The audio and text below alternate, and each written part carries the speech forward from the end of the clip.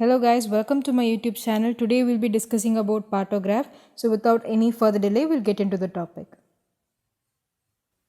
When do you take a partogram and why do you take a partogram is important.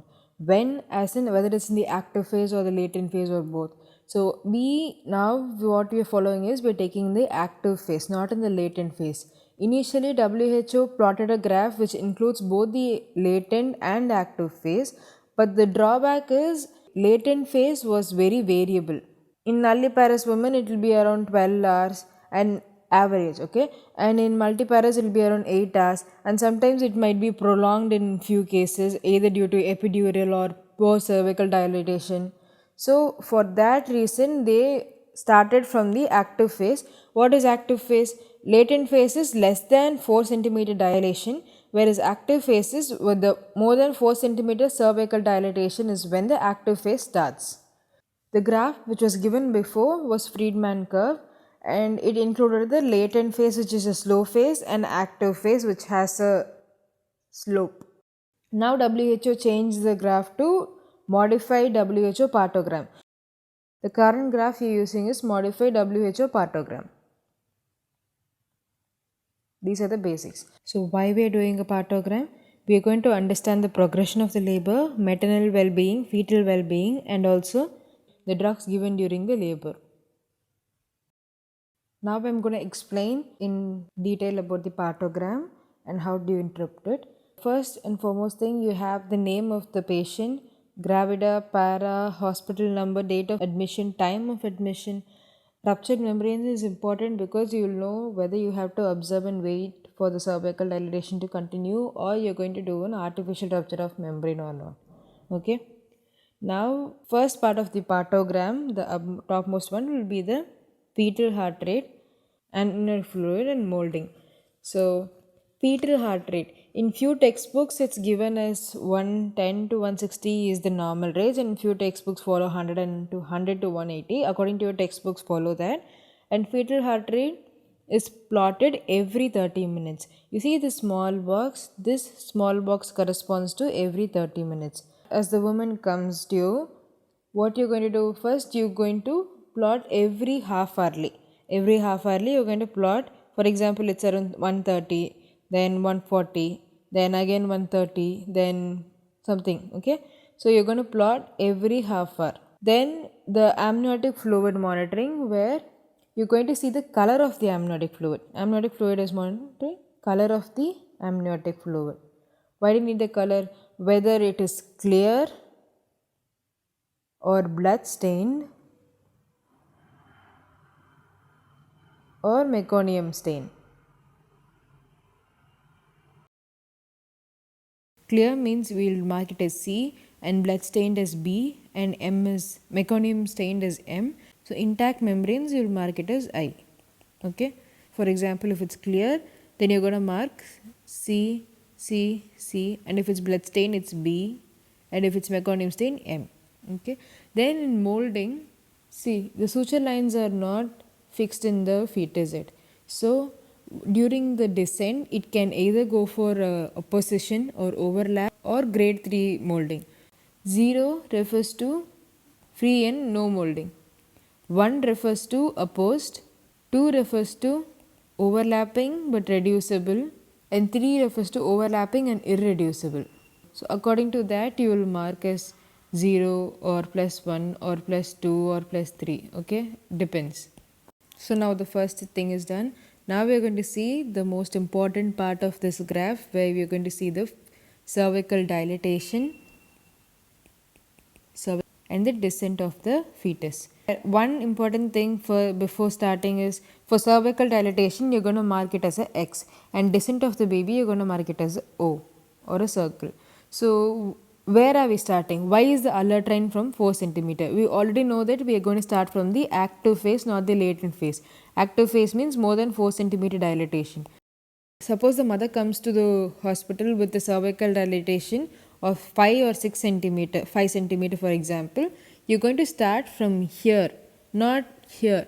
Right at the time when the mother comes, you're going to, that is the time where you start. So always left to the alert line, you're going to start plotting the graph. As I told you, small box corresponds to half an hour. Whenever you assess for the progression, you're going to mark a cervical dilatation. For example, at 6 o'clock, 6 a.m. she came in the morning, it was 5 centimeter. At 8 a.m. it's around 8 centimeter dilatation.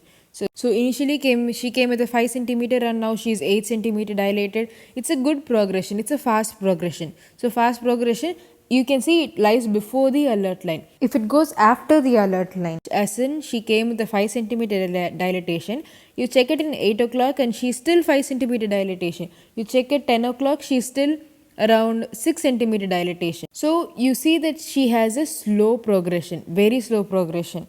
Once you know that it's crossing the alert line, you have to be aware of 3 P's, that is power, passage and passenger. Power as in whether the uterine contractions are good or not. You can change the uterine contractions as artificial rupture of membrane or oxytocin augmentation. Passage and passenger, you see whether there is any cephalopelvic disproportion. Now let's see about the alert line and action line we are seeing in the graph. The gap between the alert line and action line is 4 hours.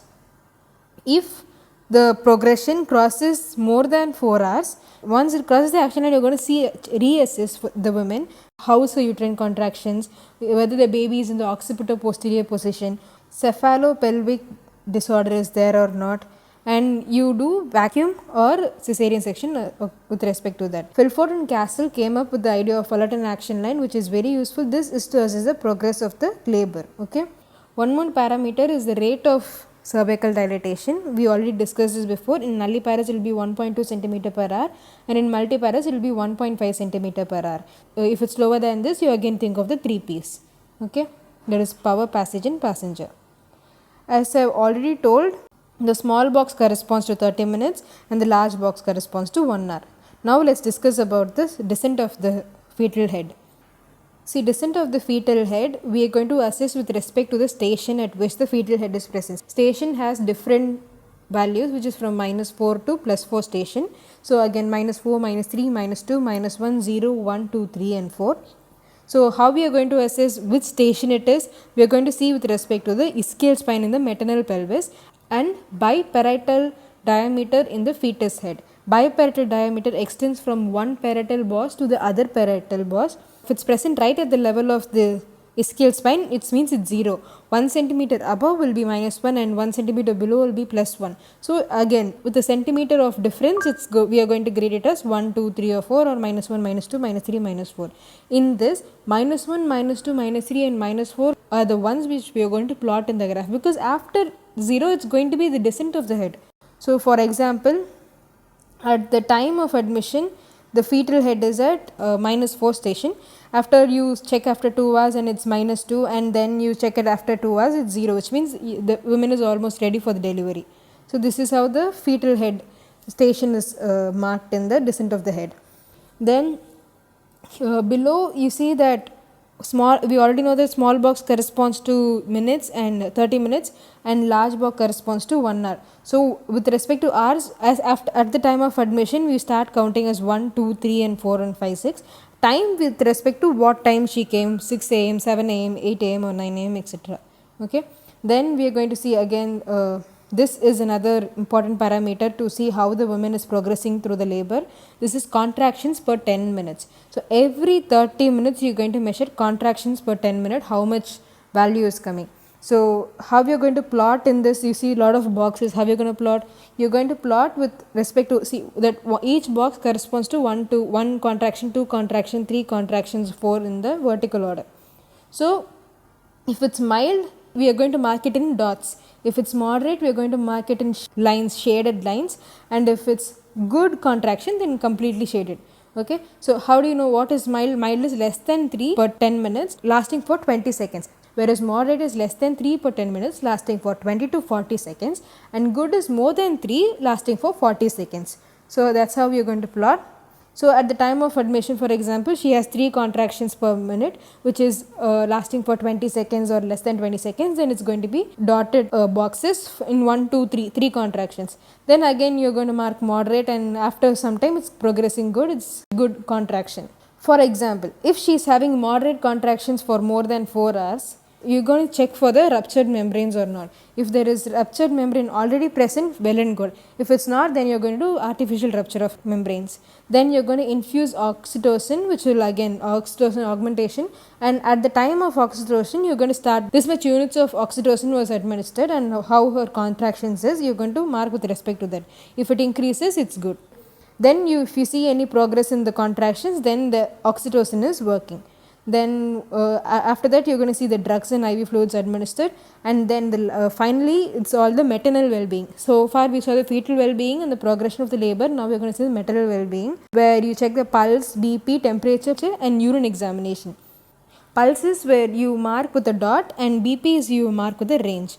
So as you can see, I have marked from 90 to 120 is a BP and 100 is a pulse. Pulse we mark every half hourly, whereas BP we will mark 2 hourly or 4 hourly with respect to the need.